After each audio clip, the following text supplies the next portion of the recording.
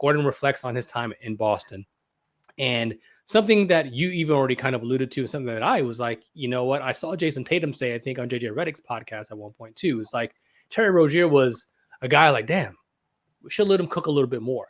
But Hayward specifically said that they were clashing, they were butting heads in a way that while they would have the kumbaya moments, so to speak, like, hey, you gotta accept this role and I gotta accept this role. Everyone was like, yeah, but not me.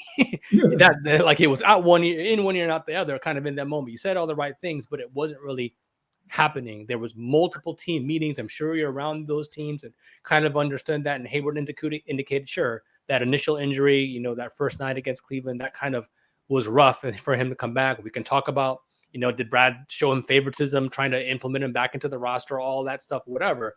But either way, the mix of Kyrie, Tatum, and Brown trying to get their own legging in the league going off with Gordon trying to come back, it didn't work out. And I wouldn't say he lamented the time, but he mentions the fact that, especially with Terry there as well too, that there was just too many chefs in that kitchen.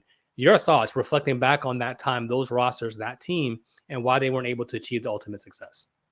Yeah, Warren, that was a crazy year. I mean, they had all the talent in the world and didn't know what to do with it. And I just think that people will want to put it on Kyrie, and it's not all Kyrie's fault, although he deserves some blame.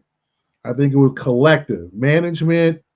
I think if you look at the roster, you had, you know, Jason and Jalen, who, and I think the worst thing that probably could have happened, Warren, was the 18 season, where Jason and Jalen basically barely with facial hair, Jalen with a flat top, Jason with no beard and a low fade. I mean, if you look at him, you look at Jason when he was, you know, in his rookie year, you kind of laugh at how much he's looks different.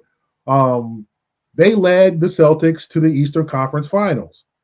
And probably, if not for that 7 for 36 night, game 7, you know, should have won. I mean, they blew a 3-2 lead. They were one game from the finals.